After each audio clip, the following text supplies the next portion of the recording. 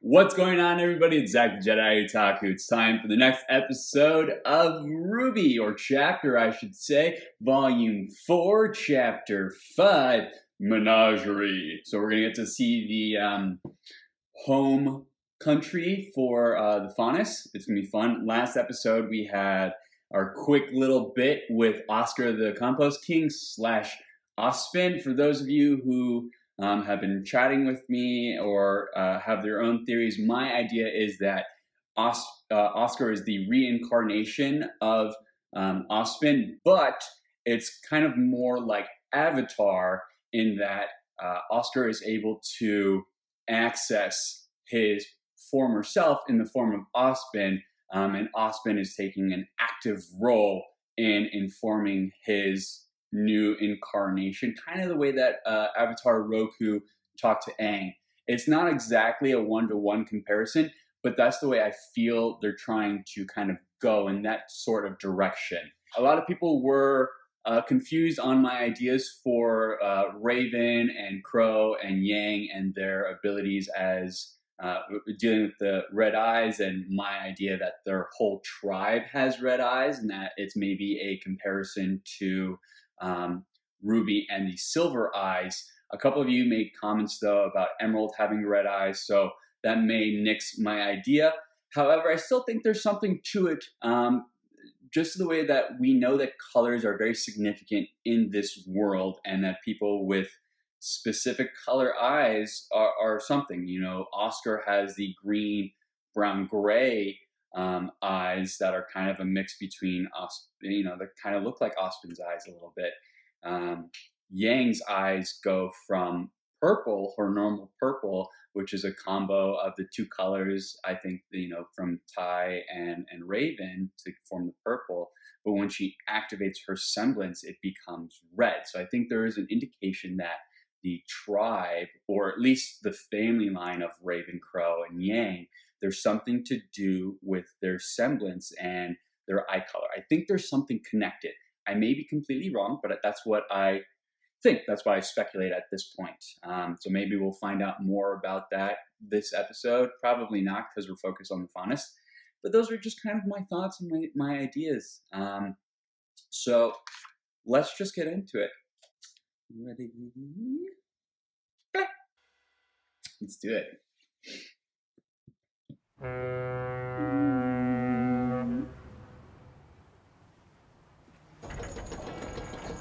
Oh, wow. This almost looks like it's Clone Wars or Rebel level of animation. Wow, that was crazy looking. Huh. All right, Menagerie.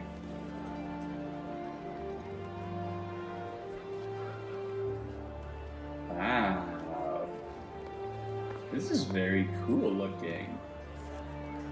Credits, people talking, chit-chatting.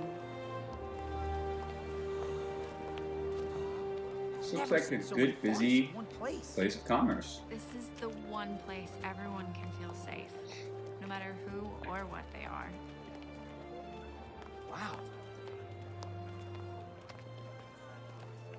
Sure is, crowded, huh? Yes. Yes, it is.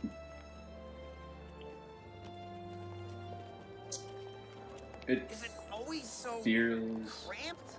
Utopia-like? Well, try and take an entire species and put them on an island that's 2/3 desert? Yeah, it tends to be cramped. What? You guys have that much more space? Why waste it? A little desert never hurt anyone. It's not like the desert in Vacuo, son. The wildlife here is more dangerous than most other regions. So they gave us a terrible island in the corner of Remnant to try and shut us up. That's a pretty good summary, yeah. Yeah? Huh. Jerks. Huh. We've tried to make the best of things. Whoa. This is Kuokawana. Kuokawana. It's beautiful. I take it all back. This place looks great. Why would anyone ever want to leave? That's not the point, son. We asked to be equal, to be treated just like everyone else. Instead, we were given an island and told to make do. So we did the best we could. We came together and we made a home where any faunus could feel welcome. But this island, this town, will always be a reminder that we're still not equal. That we're still second-class citizens. Well, hey, this guy's feeling pretty at home. All right, time to go home. Oh yeah? Which one's yours? Can you see it from here? Kind of. It's the big one, isn't it? What about that tiny one? It's gotta down be the there? big one. I like the paint job. She a princess? It's that one. Yup. Ha! Mind blown.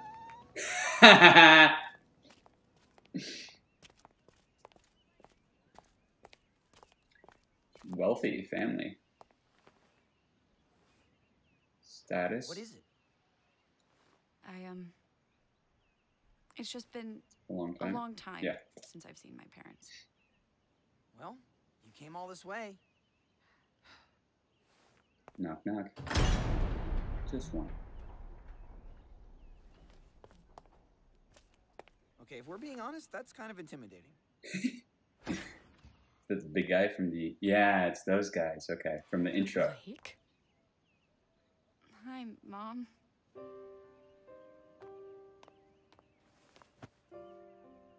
My baby girl.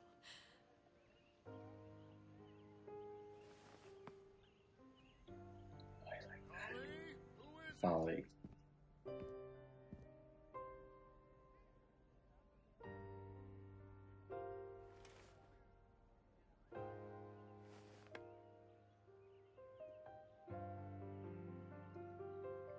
I'm gonna cry a little bit. This is so awesome.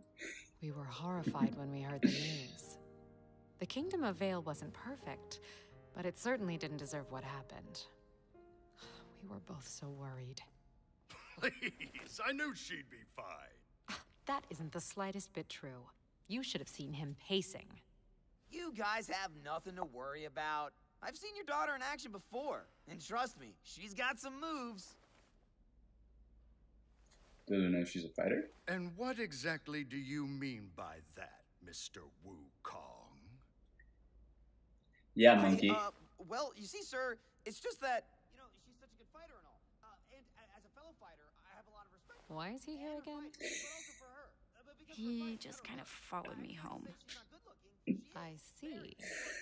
She's definitely above average. I mean, Shut up! You're just digging. I'm just gonna dig up. this tea is really good. Oh, son.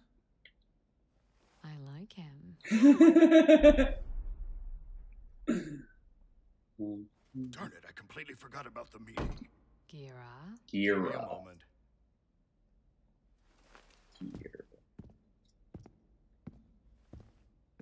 Is everything okay? Yeah, what's the meeting Yes, about? dear, just poor timing. He can reschedule. It's just been hard dealing with them lately. Them? Dealing with who? Hmm? The White Fang. Everything is here. What? Dad! Blake, what's wrong? Miss Belladonna. We had no idea you'd returned. What are you doing talking to these people? This is Corsic and Fennec Albane. They represent the White Fang here in Menagerie now. Those psychos are here too? Young man, I'm not sure what you've heard of our organization, but I can assure you we're not nearly as ferocious as the media would have you believe. What we've heard? We've seen firsthand. Your fanatics slaughtered people.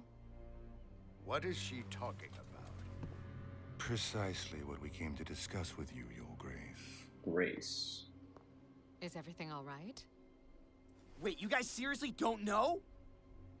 No, what? The White Fang was at the fall of Beacon. They attacked innocent civilians, and they released Grimm into the school.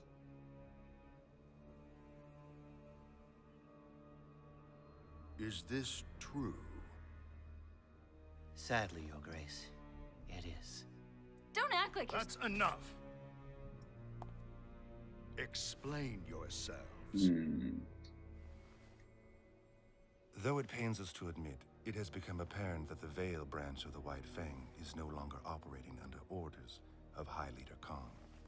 Rather, they've elected to follow the rule of one Adam Taurus. I believe They're a you're all splinter familiar with the group. young adept and his extreme philosophies. You know, Beacon wasn't the first time the Fang started shooting up Vale. The High Council had their suspicions of a splinter group, but they could prove nothing until this latest Yeah, incident. High Incident? Council. people are dead. And it is a tragedy. Your Grace, we came to assure you that Brother Taurus and his followers do not represent the will of the White Fang. And how can I be sure of that? We understand if you Who's bear any the voice skepticism actor? I know this towards guy. claims. The White Fang's tactics are admittedly more aggressive since you stepped down as High Leader and became Chieftain of Menagerie. Oh, he used to be in charge of the White Fang. This is no way to make our message heard. We have ample documentation from the council meeting, as well as several strategies to apprehend and punish these strays if you'd care to review them. I will, but another day. I'd like some time to reconnect with my daughter. But of course, Your Grace. We completely understand. It was a pleasure to see you again, young Blake. We were saddened when we heard of your departure from the White Fang, but understand if you can no longer support our cause. It is a wearying fight, after all. Who says I'm done fighting? If you ever do wish to return, you need merely to come find us. Sister Ilya would be elated. Sister Alia. Goodbye, gentlemen.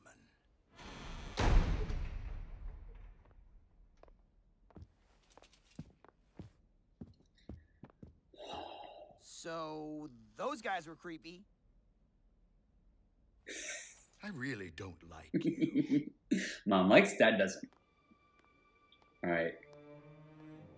Are they really a splinter group? An interesting development, wouldn't you say? Interesting indeed. So, shall we inform Brother Adam? We shall.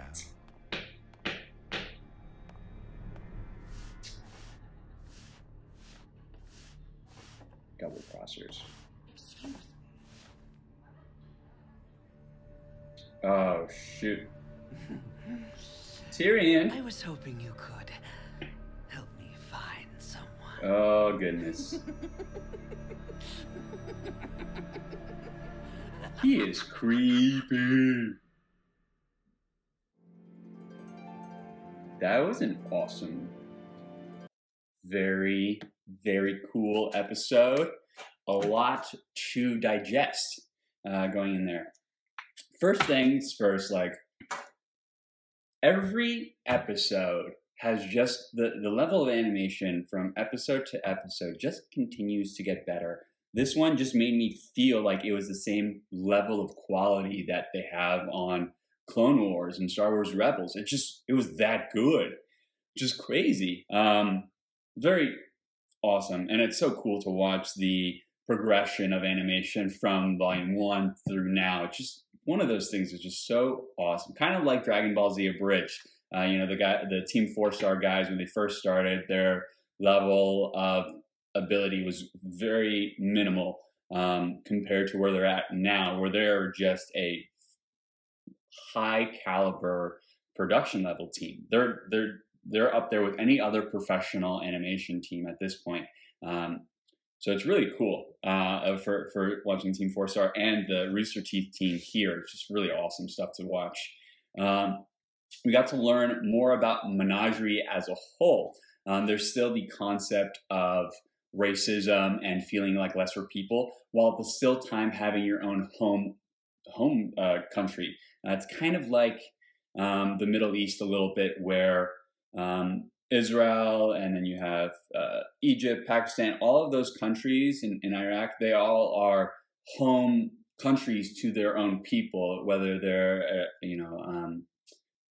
Sunni Islams or Sunnite. I believe that's the correct term. Sunni and Sunnite, I believe, are terms. So I apologize if I misspoke there.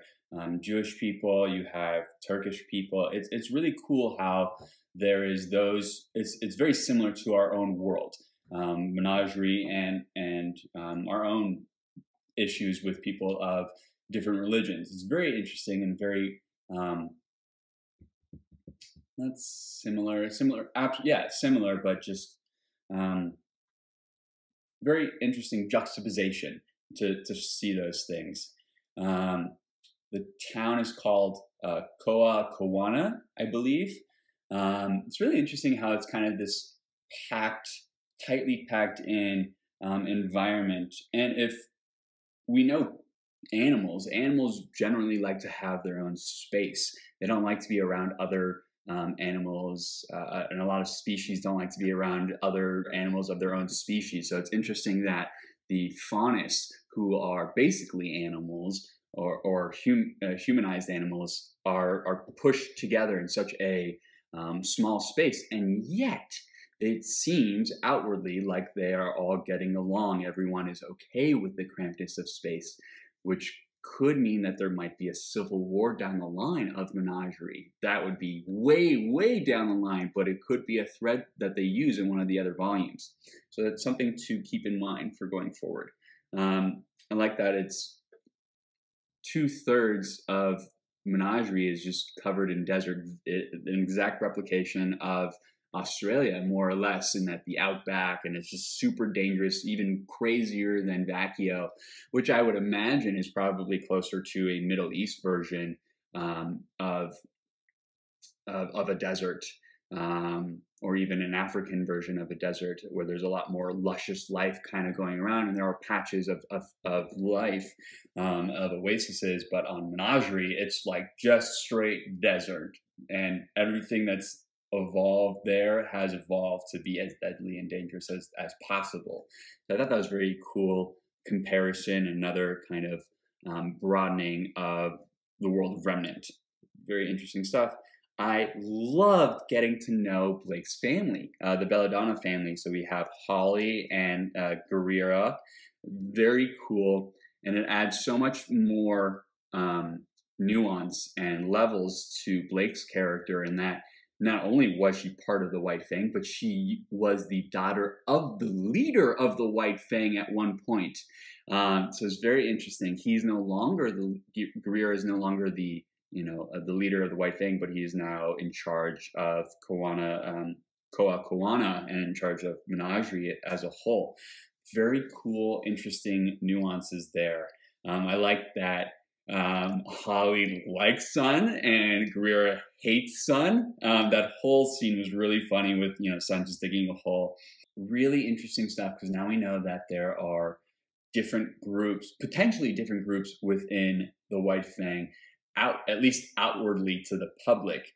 The White Fang group that's in the High Council, at least, those two guys, the Corsac and the other guy, I forget what their names are, what his name was, but those two appear like they work for the High Council, but also are part of Adam's splinter group on Vale.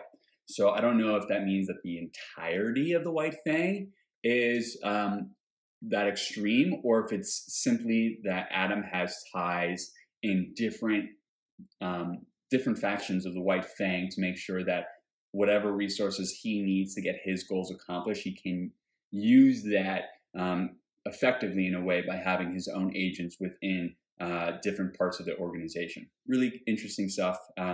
Reminds me, I was thinking about it the entire time, kind of sounds like Dune and the Bene Gesserit concept of feints within feints within feints.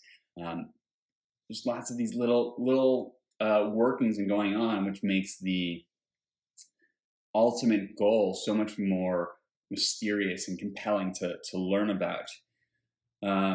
I don't remember. I know the actor, but I can't remember his name. The voice actor for Guerrera. It sounded very familiar, and I really enjoyed that voice actor's ability. So it's cool. I'm trying to remember. Let me know in the comments who it is. I probably could look at the credits, but I'm lazy.